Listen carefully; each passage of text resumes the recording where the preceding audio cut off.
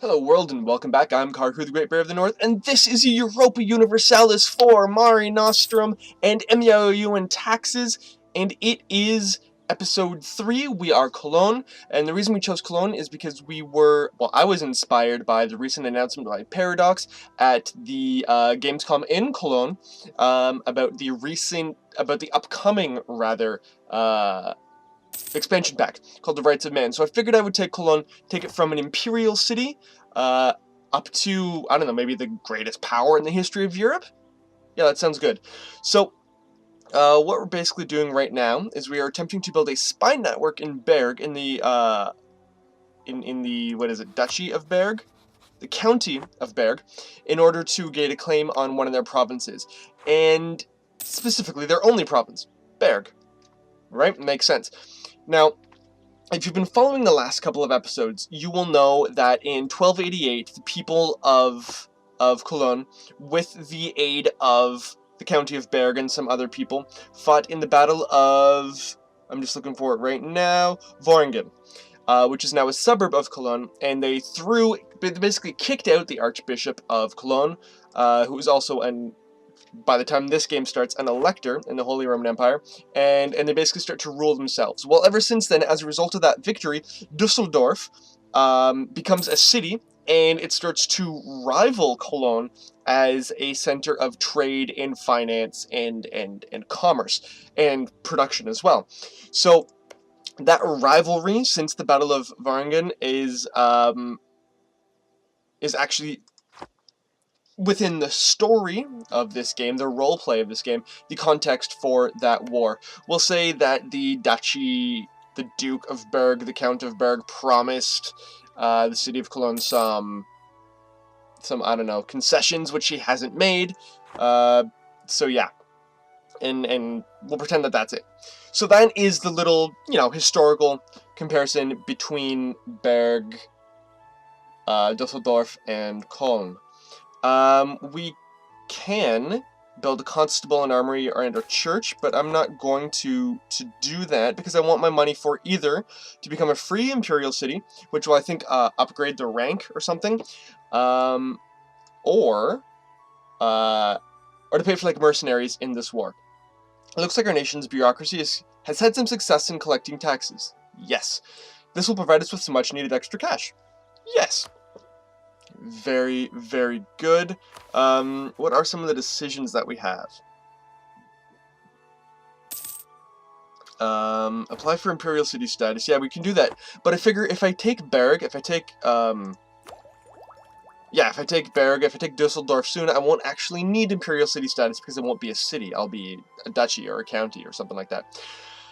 But I can get technology, chartered merchant companies, which gives access to a trading post, amongst some other things. Trade range is improved, trade efficiency is improved, settler growth, don't have settlers yet, but that's okay. And handguns, also, which will give improve my morale by 0.25, which is wonderful. Now, let's see. Berg has some allies, Jülich and Luxembourg. Jülich, not that bad, allied with Berg and Cologne. Oh yes, the other Cologne. So Cologne itself is allied with Bamberg, Jülich, Hildesheim, Trier, and Waldeck. So that's why I'm not attacking them just yet, because they've got a lot.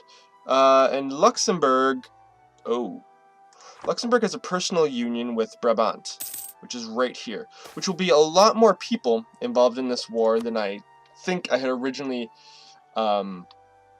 wanted. So this might be bad. The Bishop of Cologne.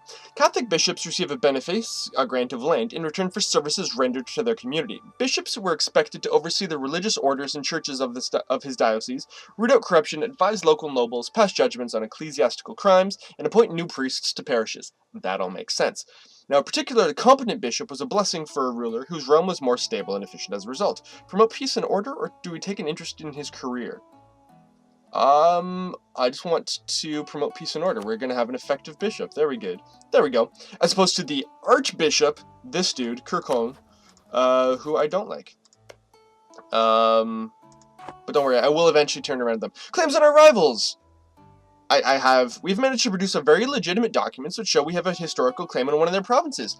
Fantastic! I don't even need to do the whole spy master thing. We now have a casus belli against Berg. And yes, our next mission will be to take Berg, specifically take Dusseldorf. Now, we've got some cash. We've got, let's get this out of the way. I can invest in new technology. I can invest in serfdom, which increases production efficiency by plus 5%, which is wonderful. But here's what I'm hoping. I can ask for contribution, but they will lose loyalty. That's okay. You know what? Their loyalty is pretty high. Let's ask for contribution. There we go. Which will help me pay for mercenaries if I need them. Actually, what is, just for the record, what is my force limit is 5, so I'm at my force limit. So let's start to maintain this bad boy of an army. And over the next couple months, we can start to, prepare for war against Berg. I'm really hoping that happens. Okay, so we have claims on Berg, yes. And Aachen, I don't think we can bring Aachen into the war. Let's just see. No, I can't bring Aachen. Because they will refuse. They do not owe me at least 10 favors, which is unfortunate. They will bring in Luxembourg, and hence Brabant, and Jülich, which will bring in somebody else. Okay, but that's what I want. So basically I'm just gonna bull rush Dusseldorf, take the town, and hopefully we can be done with that. You know, let's get a military advisor. Let's see. Land force limit modifier. I can do that. Land maintenance, recruitment time, discipline. I want discipline. But but at the same time, reinforce speed. That could be the difference. But discipline 2.5. Let's go with the discipline. Hagen Bebra. Okay, born in Köln. He's a local boy. I guess local man by now. Thanks to our centralizing policies, we are better able to control the administration of our state, yielding benefits for all. Yay, more and higher taxes. And the nobility. Whoop. Okay, census. Yes, nothing has changed with regards to the census.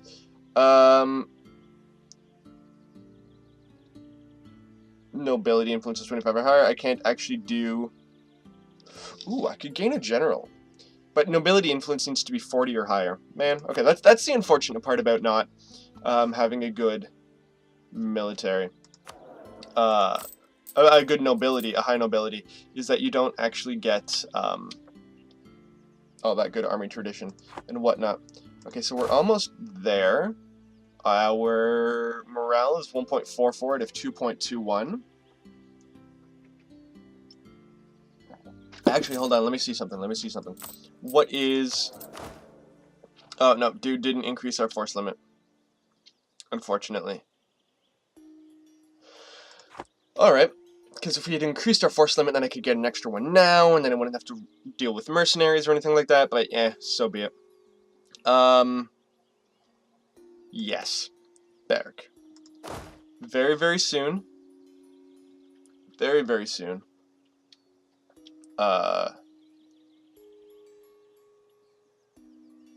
Boom. Okay.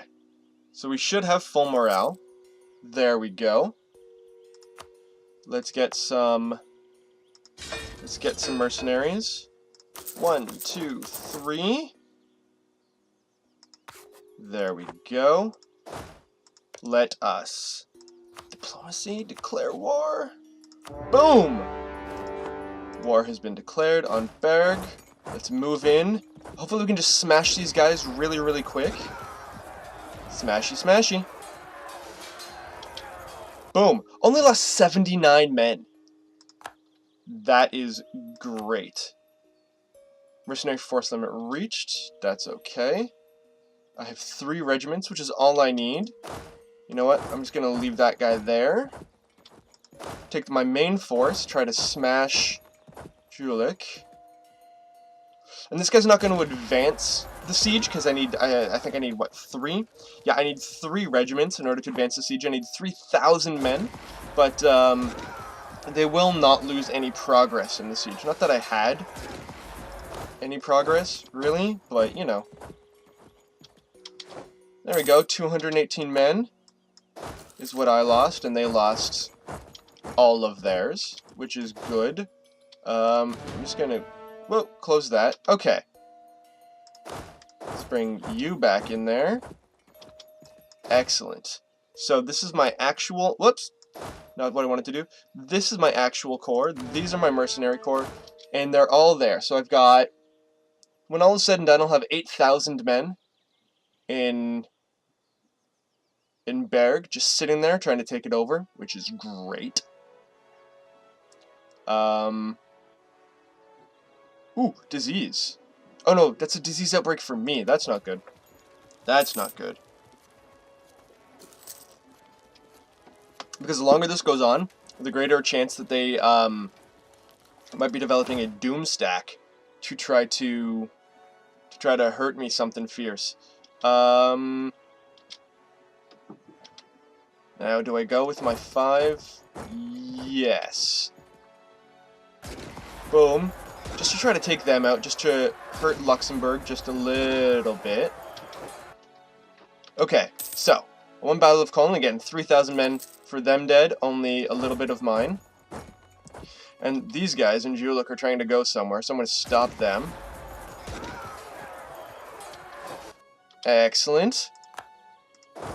More stompy goodness. And now back to the actual battle. Or back to Berg. Oh, you know what I'm going to do? I'm going to move in there, try to get Brabant out of the equation. Because if I can start to, you know, defeat their guys, prevent them from even joining the battle in the first place, that will be super great. And I should win this battle. That's good. Okay, Battle of Upper Gelre. They lost a bit. I lost a little bit. I can't go there because of forts and whatever. But good. Excellent. And where are you going? You're going to Köln. And you're going to continue to go somewhere. So I'll just stay back in Berg. Let's advance this siege just a little bit. Good. Siege is advancing. Smash these guys. There we go. Go back to Berg. Good, good, good. Okay, let's advance this. Very good. Okay, so they still need 3 regiments, but I've got enough. I've got 7,500. I've actually got more men than they do right now. Which is good, but I'm running out of cash very, very quickly. Very, very quickly. So I need this siege to end very, very soon. Because I will go bankrupt as a result of this war. Maybe not bankrupt, but I will have to start taking loans. Can I get Jülich out of the war? Sue for peace. You know what? I will offer tribute. No. Nothing will work. Okay.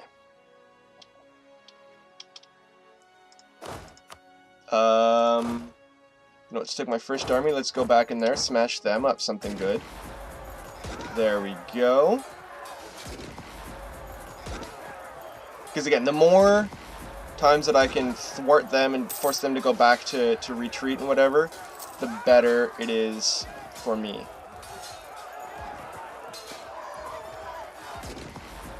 Come on. There we go. See if I can get back there to actually affect the siege. Yes! Supplies shortage. Let's move up there, smash them. And then if I can get back in time for the siege counter. Because you don't need to have your guys there for the entire month. So long as you're there when the actual siege roll happens, then the siege is advanced.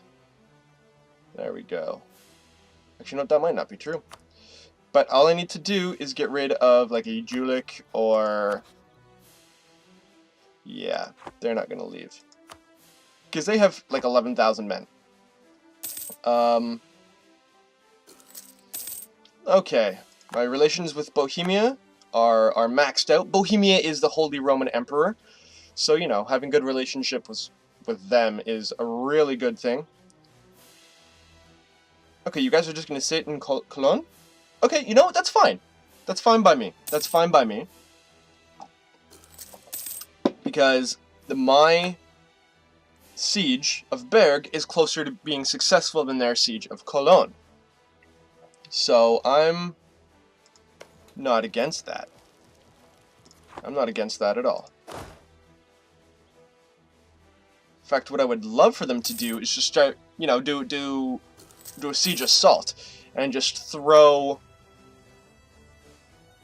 start throwing numbers at them, at the walls, and hopefully my guys can defend the walls properly. Meanwhile, I'm taking out Berg. Because as soon as I take Berg, I should be able to get a 100%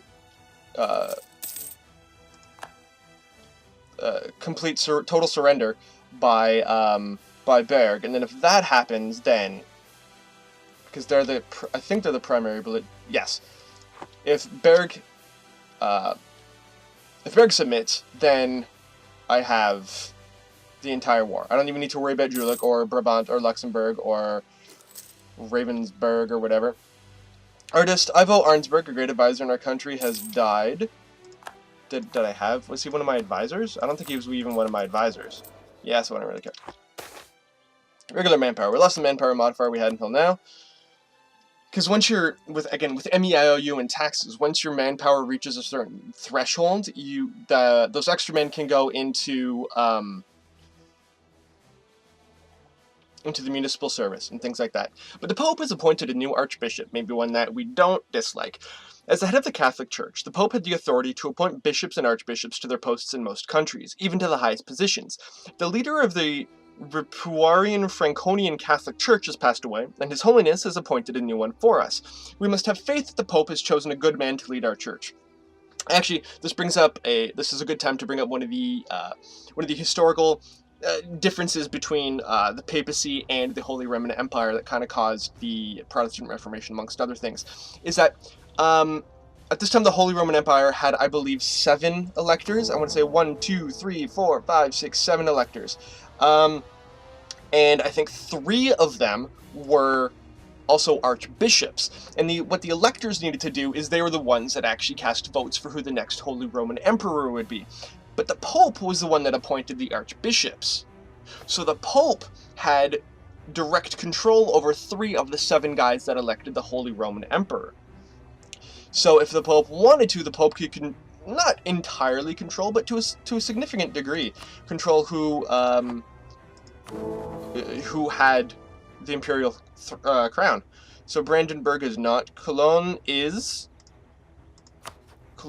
an archbishopric. Mainz is a bishopric, as is 1, 2, 3. Yeah, so 3 of the 7 electors were bishops. But anyways, that's a digression. But yes, we have a new archbishop in Cologne. Okay, so 42%. I have a 42% chance of winning right now. Siege of Berg is over. Fantastic. So we'll accept that, and I will suggest demands. No, you know, I'm going to take Berg. Why won't you take Berg?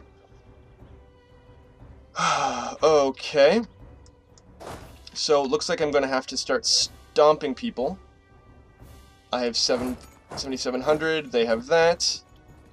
Okay. So it appears that it might take a while for me to actually get complete surrender. Because I need a 100% war score for that. My Burgermeister, loyal religious had happened to us. National unrest. Okay. I'm still going bankrupt. So there's that. Good. This battle should go... Oh no, they're adding more people. How did Berg have 4,000 men while I had control of their territory? I don't want to just have war reparations. Is that all I can get at this point in time? Really? I want you to annul treaties with Jülich, Luxembourg, and Jülich. No, Luxembourg and Munster. No, Luxembourg. Ravensburg will stop being a subject, which is good, because I'm basically, if I can't win this war, I'm trying to prepare them for the next war. And it doesn't appear that I'm going to be able to win this one. They just have too many guys on their side, so I'm going to suggest that Ravensburg becomes an independent, they'll stop being a subject, and that they will have to cancel their alliance with Luxembourg, which should be pretty good. Send demands. I should win this one. Boom. Good. I'm no longer at war. They gave me some monies, which I will immediately use to pay off a loan. Repay one loan. There we go. And I have 6 loans. That's not good. Okay, so I did win that war. It wasn't nearly as successful as I'd hoped. I hoped I could take Berg, but there was just too many guys against me. So you know what? The fact that I even had as much of a crew as I did is pretty good. Okay, so army maintenance is super high. So let's drop that down just so I can, you know, start paying off my debts. Because if I can pay off my debts, then I don't have to pay interest. So that's good. And I'll also develop a what was I going to say? It will develop my economy, and things like that. My manpower can increase. That's the word I was looking for, my manpower. But this is, I think, going to be the end of this episode. I'm Karhu, the Great Bear of the North. Thank you very much for watching. If you do like what you see, please like, please subscribe, please comment. But most importantly, have a wonderful day, everybody, and I will see you all next time. Auf Wiedersehen.